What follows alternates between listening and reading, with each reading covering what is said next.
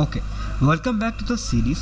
Python की series है, इसका एपिसोड नंबर 3 है। तो आज की इस एपिसोड के अंदर हम लोग ये सीखने वाले हैं कि आखिरकार पाइथन के अंदर ऑपरेटर्स क्या होते हैं।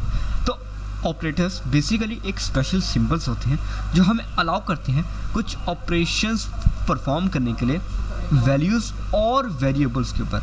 ऑपरेटर्स के बगैर हम इस तरह की कैलकुलेशंस या फिर वैल्यू कंपेयर करना या फिर कोई भी डिसीजन नहीं ले सकते। तो लेट्स स्टार्ट कि हमारे यहाँ पे ऑपरेटर्स क्या होते हैं। लेकिन उससे पहले आप प्लीज़ मेरे चैनल को सब्सक्राइब कर दो, आप मेरी वीडियो को ज़रूर लाइक किया करो, शेयर किया करो और जल्दी से अपनी वीडियो की तरफ बढ़ते हैं। सो लेट्स देखते हैं कि आखिरकार ऑपरेटर्स होते क्या हैं। तो बेसिकली ऑपरेटर्स एक ऐसे टाइप ऑफ सिंबल होते हैं जो कि एक तरह से परफॉर्म करते हैं कुछ ऑपरेशंस, वो भी वैल्यूज़ के ऊपर या फिर वेरिएबल्स के ऊपर। फॉर एग्जांपल हमारे पास एक वैल्यू है a = 10 एंड b = 10, b = 5 और हमने प्रिंट किया है a + b। Let me just show you practically. a = 10, b = 5, चलो 6 कर लो, प्रिंट a + b। मैं इसको यहाँ पे रन करूँगा और मैं यहाँ पे देखूँगा कि हमारे पास जो भी है क्या आता है। तो basically this is called operator. ये जो बीच में है इसको हम कहेंगे ऑपरेटर, क्योंकि ये एक ऑपरेशन परफॉर्म कर रहा है ना, वो उन दोनों वेरिएबल्स को ऐड कर रहा है। तो इसका मतलब यहाँ पे यही है कि ये एक तरह का ऑपरेटर है। तो लेट्स देखते हैं कि हमारे यहाँ पे क्या लिखा हुआ है। तो आंसर ऑफ कोर्स हमारे पास क्या आंसर आएगा जो हमने यहाँ पे परफॉर्म किया है, 10 + 6 = 16। बस ये आंसर आ चुका है। तो अब ज़रा आगे बढ़ते हैं और देखते हैं। अब ज़रा देखें, यहाँ पे प्लस जो है वो एक ऑपरेटर है। अब पाइथन के अंदर जो ऑपरेटर्स होते हैं उनकी बहुत ज़्यादा टाइप्स होती हैं, जैसे कि arithmetic operators, comparison, logical, assignment, identity, membership and bitwise.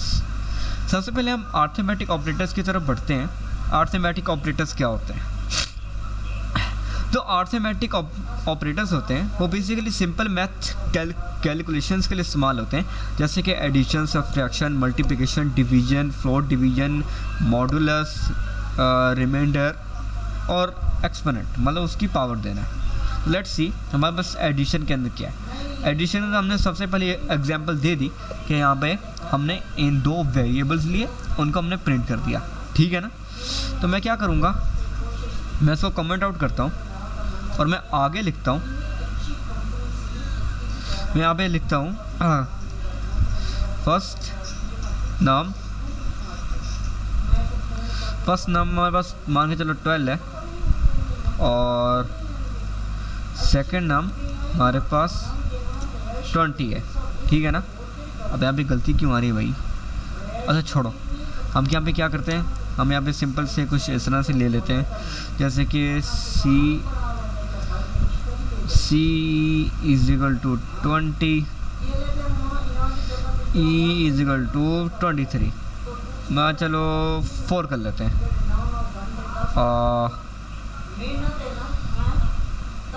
एक सेकंड, हाँ ठीक है।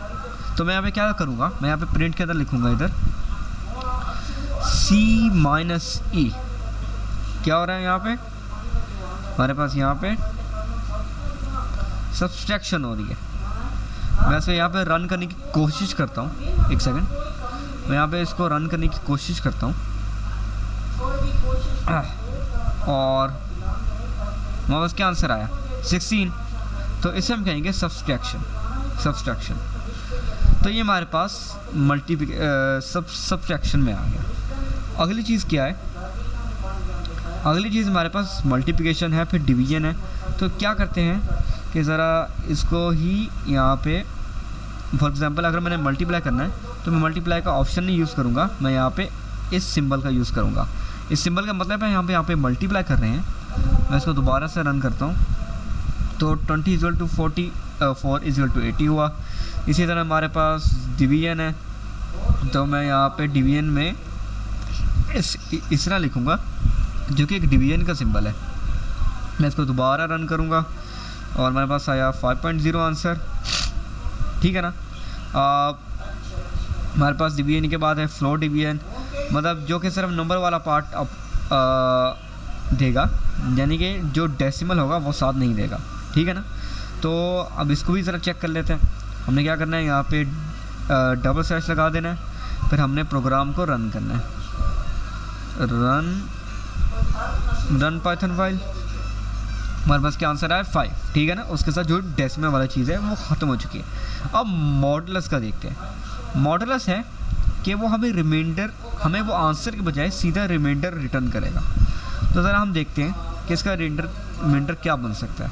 तो सबसे पहले मैं पाइथन यहाँ पे रन करूँगा और मुझे यहाँ पे आंसर 0 मिलेगा। अब नाउ लेट्स सी क्या कि मैंने यहाँ पे किया क्या। इसको हम यहाँ पे लिख देते हैं, तो यहाँ पे लिखते हैं ऑपरेटर्स ही लिख लेते हैं। तो हमारे पास यहाँ पे जो रिमाइंडर था वो 0 आ गया। फिर हमारे पास एक्सपोनेंट आता है। एक्सपोनेंट मतलब जो सी हमारे पास, एक सेकंड, हाँ, जो हमारे पास C20 था, इसके ऊपर पावर आ जाएगी 4 की। तो 20 को 4 बार मल्टीप्लाई करेंगे तो हमारे पास आंसर क्या आएगा, 1,60,000, ठीक है ना। ये मेरे पास अर्थमेटिक ऑपरेटर्स है। दूसरा था हमारा comparison operational relational operators. So basically what they are, comparison operators एक तरह के ऐसे ऑपरेटर्स होते हैं जो कि मतलब एक वैल्यू को दूसरी वैल्यू के साथ कंपेयर करते हैं और रिटर्न करते हैं कि या तो वो ट्रू है या तो वो फॉल्स है। हमारे पास कुछ यहाँ पे ऑपरेटर्स हैं जैसे कि equal to, non equal to, greater than, less than, greater than और equal to, and less than और इक्वल टू। मतलब यहाँ पे कि वो वैल्यू या तो उससे बड़ी है या उसकी इक्वल है या वो उसके लेस है या फिर उसके इक्वल है, ठीक है ना। यहाँ पे इसका मतलब यहाँ पे यह है। एग्जांपल हमारे पास उन्होंने कुछ ऐसी दी है कि जैसे हम यहाँ पे ये प्रिंट करते हैं। मैं इसको सबसे पहले सारा कमेंट आउट कर देता हूँ Ctrl+/ करके, और मैं यहाँ पे वापस यहाँ पे लिखता हूँ प्रिंट 10 इज़ ग्रेटर देन 5। तो लॉजिकली अगर देखा जाए तो 10 जो है वो 5 से बड़ा है, तो ऑफ कोर्स ये हमें ट्रू ही हमें रिटर्न करेगा और हमारा जो यहाँ पे रन करा है ट्रू ही आया है, ठीक है ना। वहीं अगर मैं इसे उल्टा कर दूं, मतलब मैं इसे ऐसे लिख दूं, तो क्या मुझे ये ट्रू रिटर्न करेगा या फॉल्स करेगा, देख लेते हैं। तो लॉजिकली अगर हम इसको देखें एज मैथमेटिकल वे, तो हमारे पास 10 कभी भी 5 से छोटा नहीं हो सकता, ठीक है ना। तो हमारे पास यहाँ पे फॉल्स आएगा, ठीक है ना। आगे हमारे पास कुछ ऐसे एग्जांपल्स थी, जैसे मैंने इसके बजाय मैंने यहाँ पे ये प्रिंट कर दिया है, जैसे देख सकते हैं प्रिंट 10 इज इक्वल टू 10। तो this is of course true. मैं इसको रन करूँगा, यहाँ पे रन हो रहा है और हमारे पास क्या आंसर आएगा, ऑफ कोर्स हमारे पास ट्रू आएगा, ठीक है ना। उसके बाद आते हैं हमारे logical operators. What they are, basically ये जो कंडीशंस जो हम यहाँ पे कंपेयर कर रहे थे उसको ही बस कंबाइन कर देता है। तो फॉर एग्जांपल अगर हमारे पास यहाँ पे एंड है और नॉट है। एंड क्या है कि जो दोनों कंडीशंस जो हमने अपने प्रोग्राम के अंदर लिखी हैं दे मस्ट बी ट्रू, ठीक है ना। और का मतलब है कि उनमें जो भी जितनी भी कंडीशन है उनमें से एटलीस्ट 1 कंडीशन ट्रू होनी चाहिए, और नॉट जो कि रिज़ल्ट को ही रिवर्स कर देता है। फॉर एग्जांपल अगर मैंने यहाँ पे लिखा है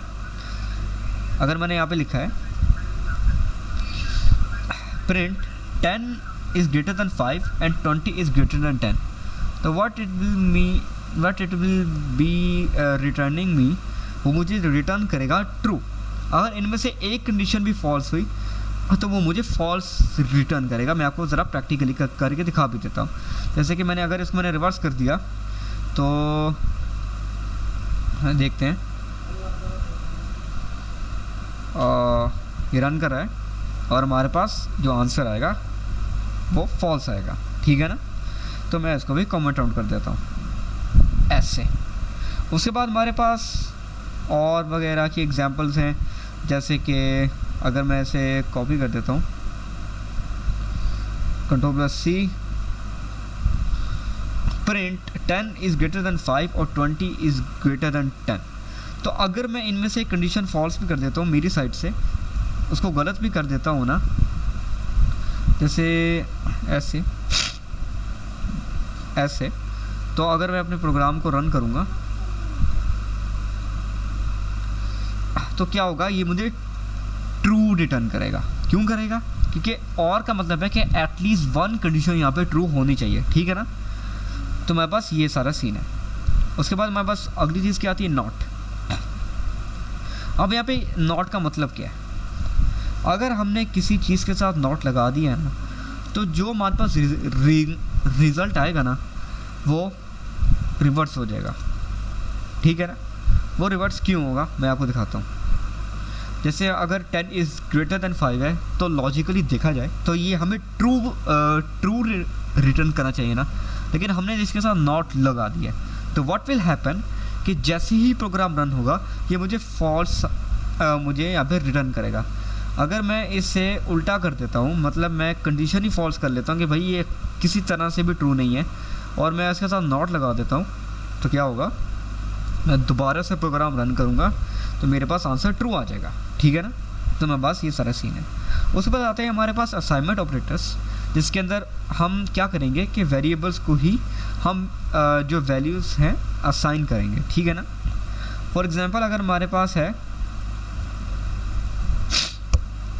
मेरे पास कुछ ऑपरेटर्स हैं, जैसे कि इज इक्वल टू कि हमने 5x को हमने असाइन किया, प्लस इज इक्वल टू हमने 2 को उसके साथ प्लस करके असाइन कर दिया, फिर माइनस, फिर मल्टीप्लाई, फिर डिवाइड वाला सारा का सारा सीन है। तो मैं क्या करूँगा, मैं यहाँ पे ये दोनों चीज़ें लिखूँगा। आप ज़रा गौर से देखिएगा, ये थोड़ा सा ट्रिकी पार्ट होने वाला है। तो मैंने यहाँ पे लिखा। अब यहाँ पे देखिए इसका मतलब क्या है।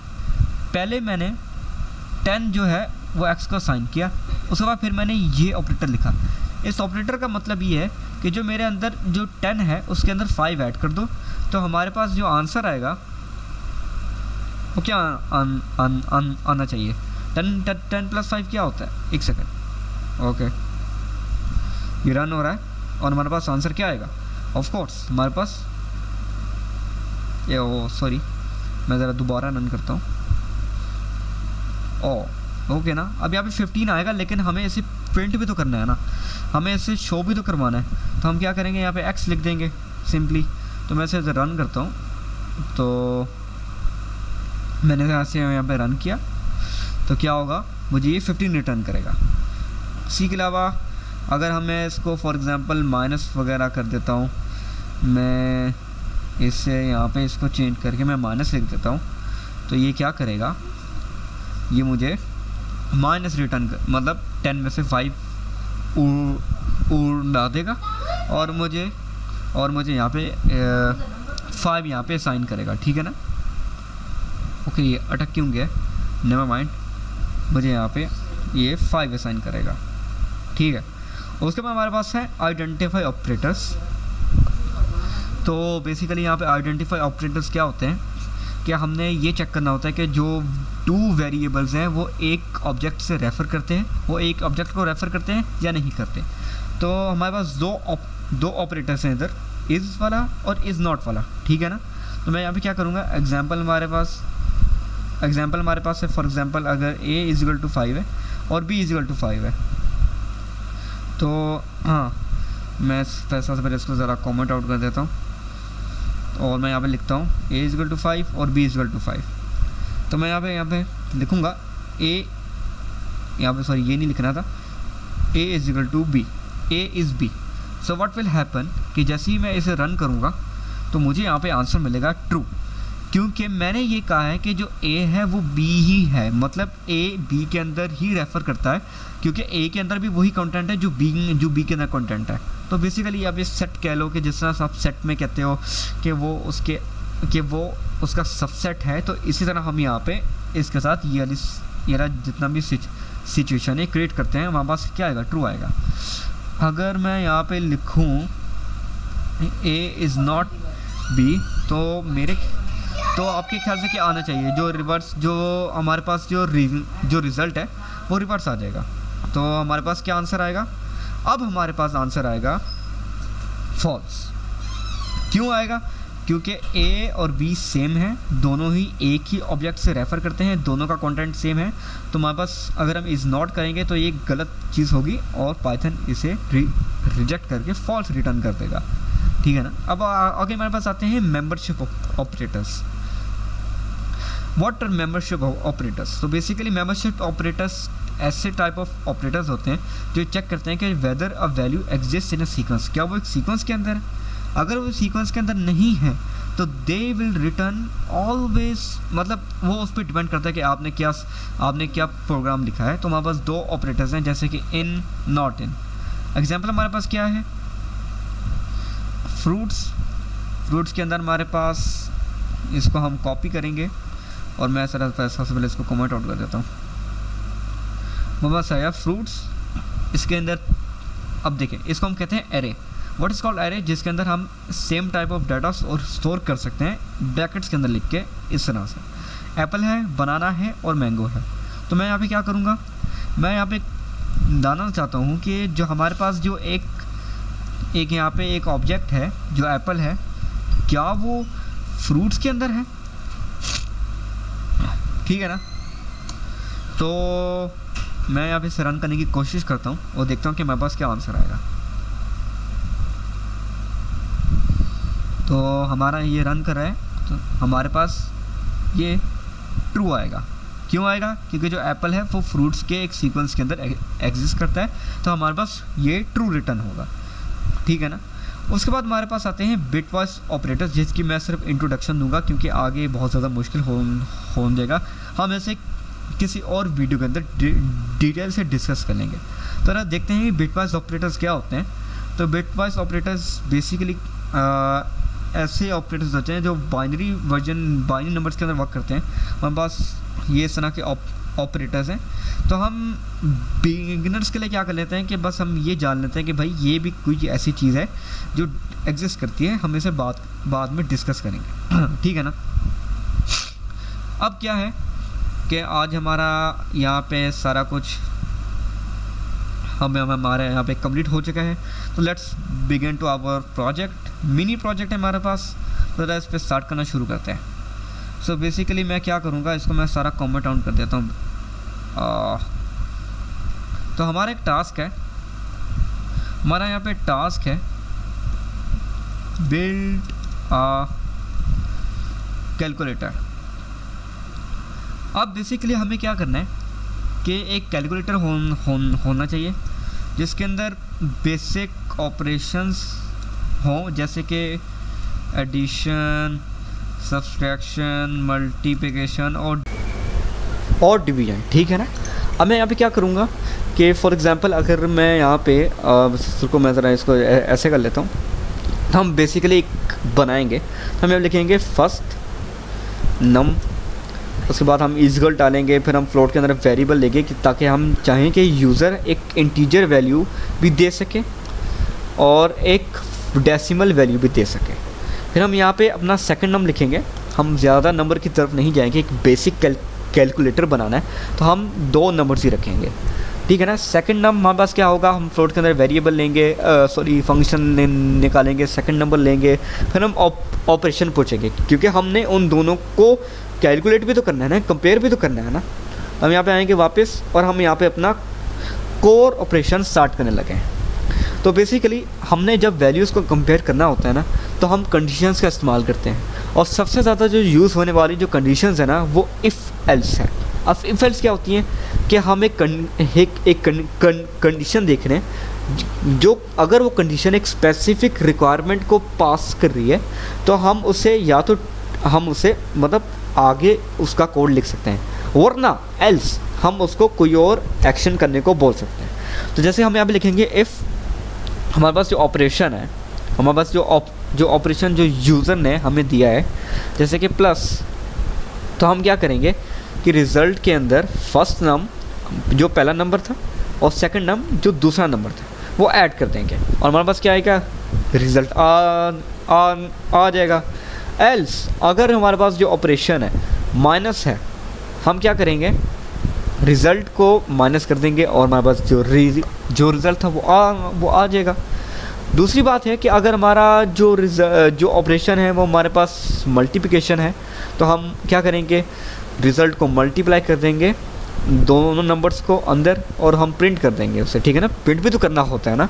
और उसके अलावा अगर हम ऑपरेशन डिवीज़न है उसके अंदर हमें एक चीज़ याद रखनी है कि यूज़र गलती से भी सेकंड नंबर ज़ीरो ना दे दे, वरना एरर आ जाएगा, मैथ एरर।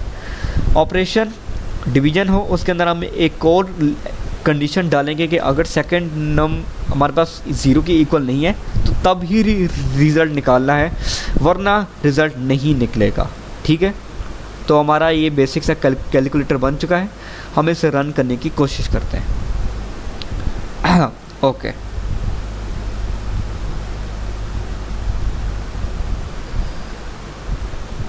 न माइंड, हुआ नहीं। ओके, हमारा क्या फर्स्ट नंबर क्या है, हम फॉर एग्जांपल ले लेते हैं 1 2 3 4 5 6। ऑपरेशन मांगेगा, अब हम फॉर एग्जांपल ऑपरेशन दे देते हैं। मैं ज़रा इसे बड़ा कर लेता हूँ। ओके, ऑपरेशन में फॉर एग्जांपल प्लस का दे देता हूँ। हमारे पास जो आंसर आएगा वो 579.0 सही आंसर है। चेक कर लेते हैं अपना जो बेसिक कैलकुलेटर वो किस काम आएगा, तो देख लेते हैं। 1 2 3 + 4 5 6, हमारा आंसर सेम आया है, तो मतलब हमारा कैलकुलेटर काम कर रहा है। इसी तरह अगर हम यहाँ पे माइनस करें, मल्टीप्लाई करें, डिवाइड करें, इसी तरह हमारा कैलकुलेटर चलता रहेगा। तो गाइस आज के लिए इतना ही। मैं आप लोगों को एक चैलेंज देना चाहता हूँ कि आपने भी एक कैलकुलेटर बनाना है, लेकिन उसके अंदर वो प्लस माइनस के बजाय वो फ्लो डिवीजन करें और एक्सपोनेंट निकालें। तो आपने इसको खुद से करना है, सॉल्यूशन देखने के बजाय। तो आज की समरी देख लेते हैं हमने किया क्या है। Today we learned arithmetic operators, comparison, logical, assignment, identity, membership, bitwise और एक कैलकुलेटर का प्रोजेक्ट बनाया। नेक्स्ट एपिसोड के अंदर हम कंडीशनल स्टेटमेंट्स को ज़रा डिटेल के अंदर डिस्कस करेंगे ताकि हम डिसीजंस बना सकें। ठीक है ना? ओके, तो आज के लिए इतना ही। मैं आपको मिलूँगा अगली एपिसोड में, तब तक के लिए बाय बाय।